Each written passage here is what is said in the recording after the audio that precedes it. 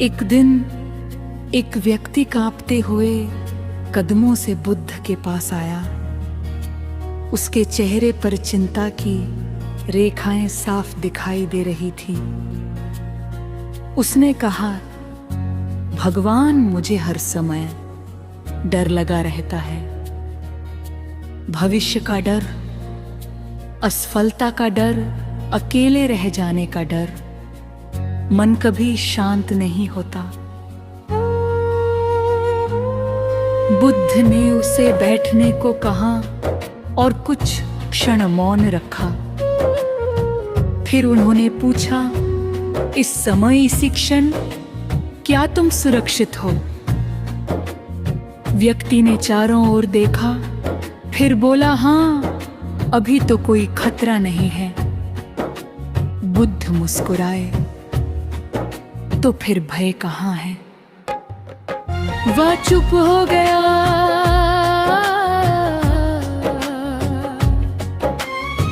बुद्ध बोले, भय भविष्य में नहीं रहता, भय कल्पना में रहता है। तुम अभी सुरक्षित हो, लेकिन मन आने वाले कल में भटक रहा है। उन्होंने पास बहती नदी की ओर इशारा किया। नदी लगातार बह रही थी। बुद्ध ने कहा, ये नदी नहीं जानती कि अगला मोड़ कहाँ होगा, फिर भी ये रुकती नहीं।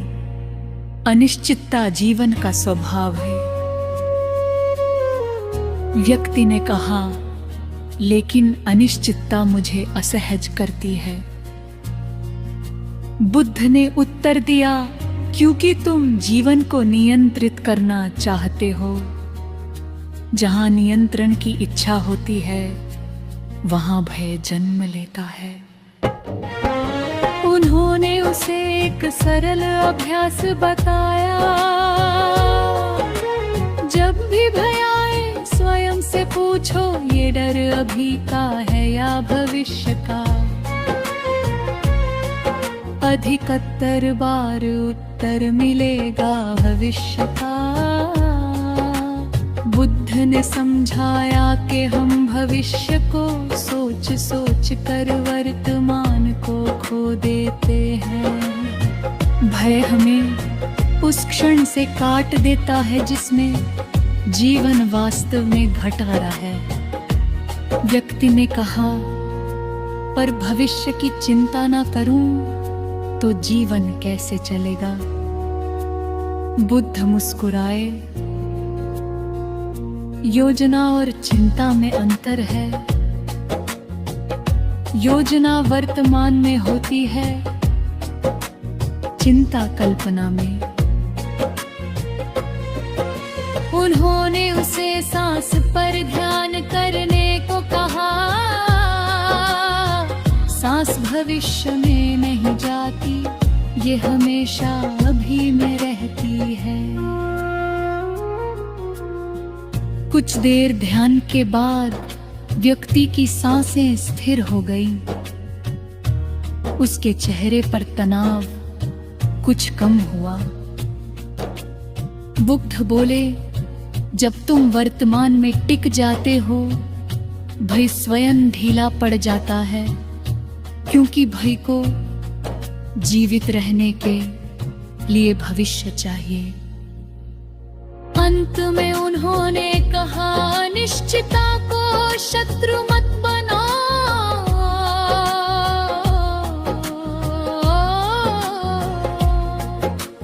वही तुम्हें खुला और जीवंत रखती है।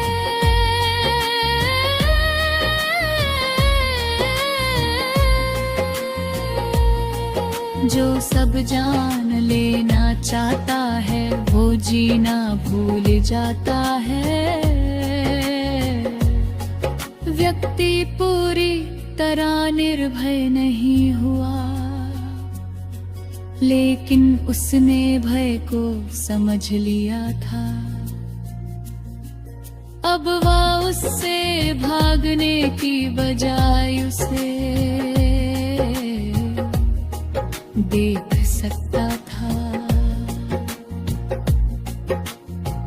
उस दिन वो ये जानकर लौटा कि साहस का अर्थ भय का ना होना नहीं है, बल्कि अनिश्चितता के साथ चलना सीख लेना है।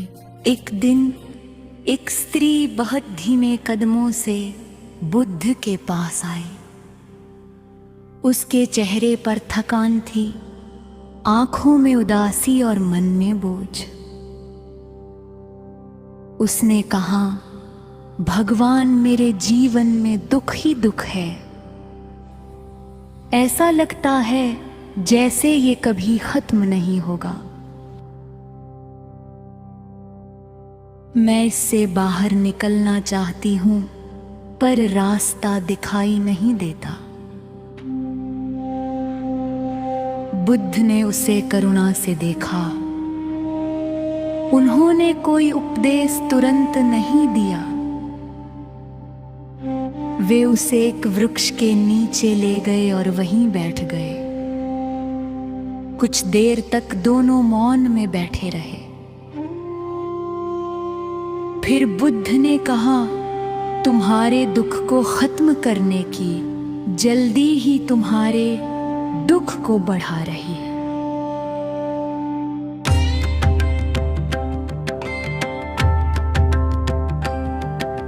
स्त्री ने आश्चर्य से उनकी ओर देखा। बुद्ध बोले, जीवन में जो भी आता है वह टिकता नहीं। दुख भी उसी नियम के अधीन है। समस्या दुख में नहीं है, समस्या ये मान लेने में है कि ये स्थायी है।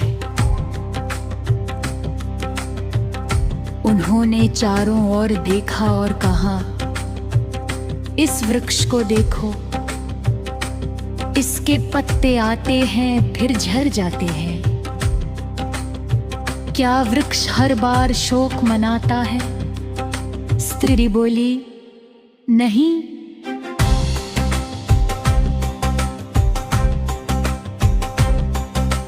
बुद्ध मुस्कुराए,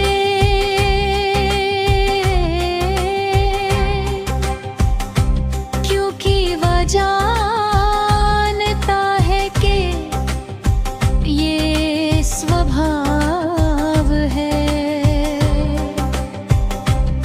जब हम जीवन के इस सत्य को भूल जाते हैं, तब दुख हमें जकड़ लेता है। उन्होंने समझाया कि मन दुख को पकड़ बैठ जाता है, उसे अपनी पहचान बना लेता है। मैं दुखी हूँ, यही पकड़ दुख को लंबा कर देती है। बुद्ध ने स्त्री को एक अभ्यास दिया। उन्होंने कहा, जब भी दुख उठे बस इतना कहो, ये दुख है, मेरा दुख नहीं, बस दुख, और उसे आते जाते देखो। स्त्री ने ये अभ्यास किया। शुरू में उसे कठिन लगा। दुख बार बार लौटता था, पर हर बार जब वह उसे देखती, वह थोड़ा हल्का हो जाता। बुद्ध बोले, जिसे तुम देख पाते हो वह तुम नहीं हो, और जो तुम नहीं हो वह स्थायी नहीं हो सकता। धीरे धीरे स्त्री ने अनुभव किया कि दुख एक लहर की तरह है। वो आती है, ठहरती है और फिर चली जाती है। पहले वो उस लहर में डूब जाती थी, अब वो किनारे से देख सकती थी।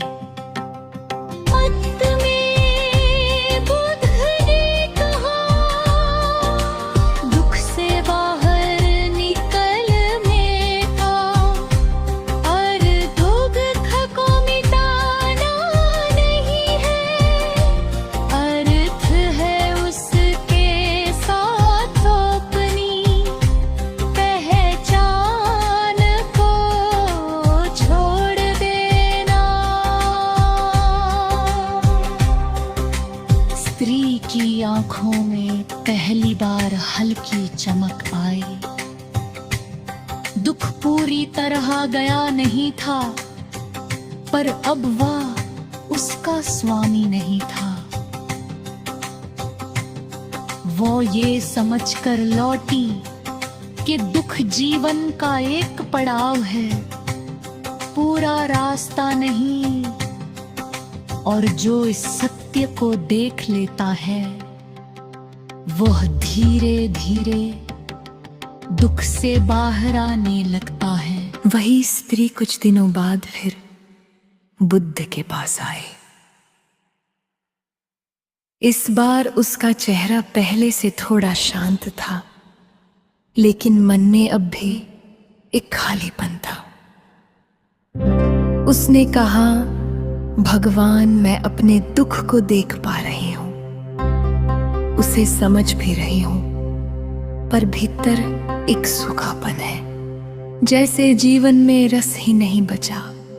बुद्ध ने उसे ध्यान से देखा और पूछा, जब तुम दुख में होती हो तब तुम किस पर ध्यान देती हो? स्त्री बोली, अपने दुख पर।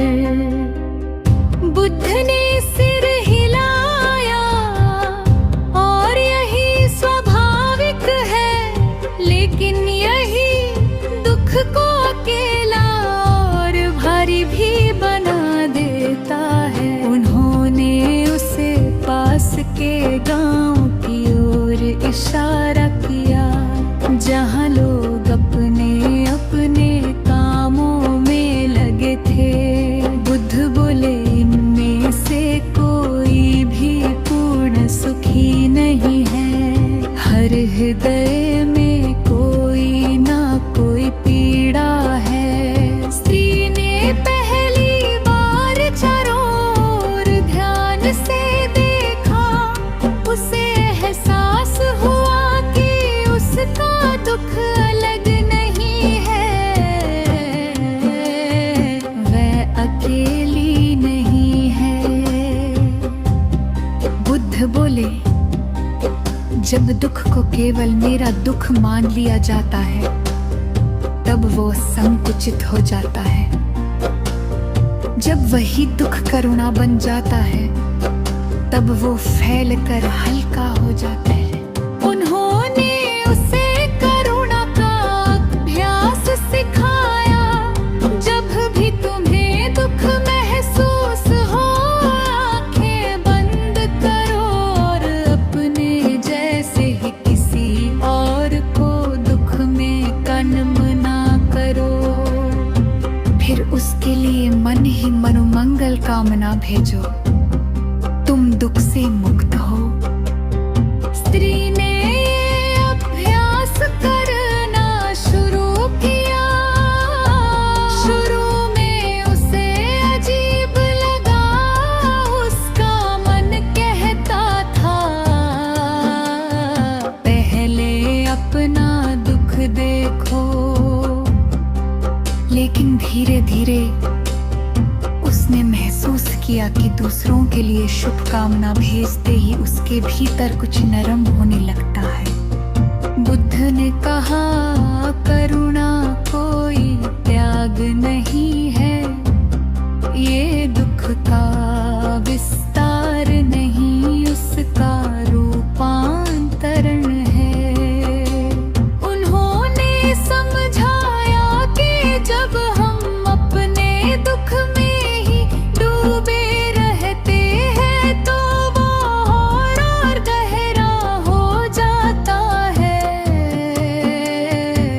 लेकिन जब वही दुख हमें दूसरों के दर्द से जोड़ देता है तो वो अर्थपूर्ण बन जाता है। स्त्री ने कहा, मुझे लगता है जैसे मेरा दुख अब बोझ नहीं रहा। बुद्ध मुस्कुराए, क्योंकि अब वह केवल तुम्हारा नहीं रहा।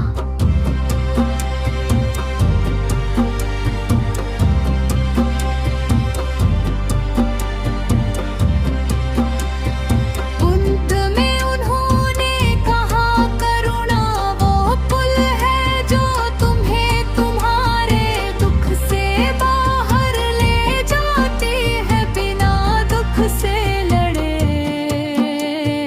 उस दिन स्त्री ने जाना कि दुख से बाहर निकलने का मार्ग केवल समझ से नहीं, हृदय के खुलने से भी होकर जाता है। उसका दुख पूरी तरह समाप्त नहीं हुआ था, लेकिन अब उसमें मिठास थी दूसरों के लिए संवेदना की, और उसी करुणा में उसका मन पहली बार वास्तव में हल्का हो गया।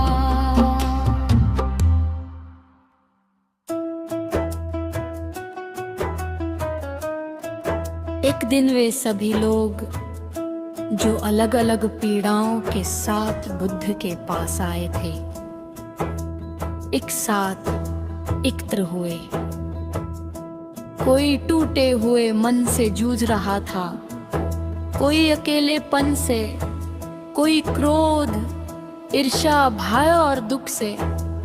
सबके अनुभव अलग थे, पर प्रश्न एक ही था, क्या जीवन में स्थायी शांति संभव है? बुद्ध ने सबको शांत दृष्टि से देखा। उन्होंने कहा, तुम सब शांति को पाने की कोशिश कर रहे हो, जैसे वो कहीं दूर रखी हो, पर शांति कोई स्थान नहीं है। ये एक दृष्टि है,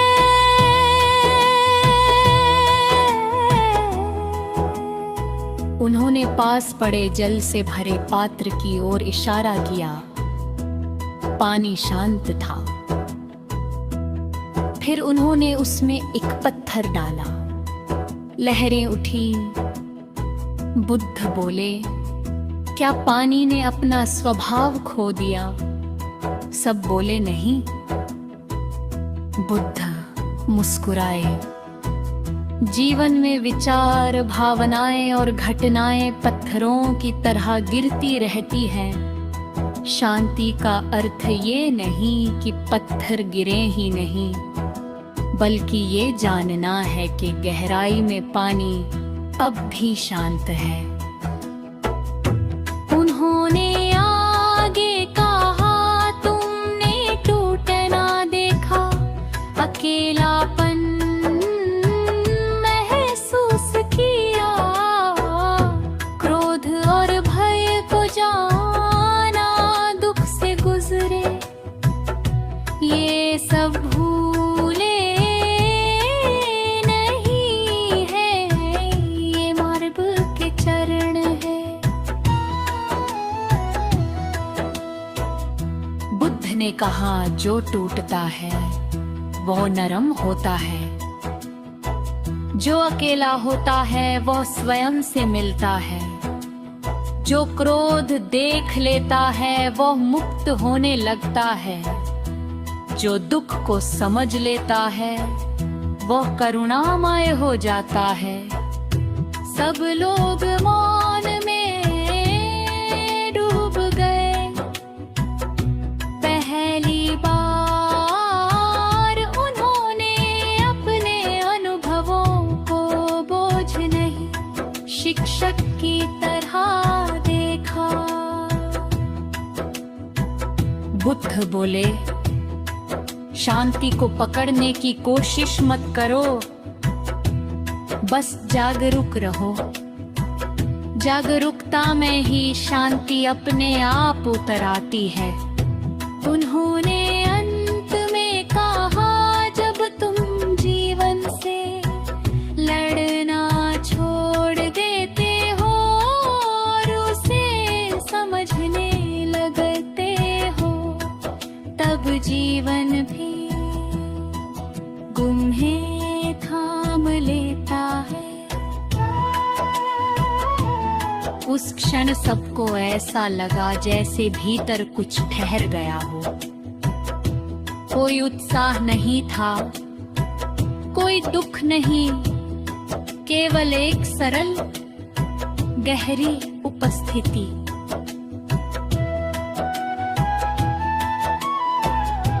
बुद्ध ने कहा, याद रखो, शांति कोई विशेष अनुभव नहीं है, ये वो भूमि है जिस पर हर अनुभव घटता है। सब लोग धीरे धीरे उठे, कोई जानी बनकर नहीं, पर थोड़ा अधिक जागरूक होकर। उनका जीवन वैसा ही था, लेकिन देखने का ढंग बदल चुका था। और उसी बदले हुए देखने में वे समझ गए थे, वे कुछ ही गए नहीं थे, वे बस शांति की ओर नहीं, शांति में लौट आए थे।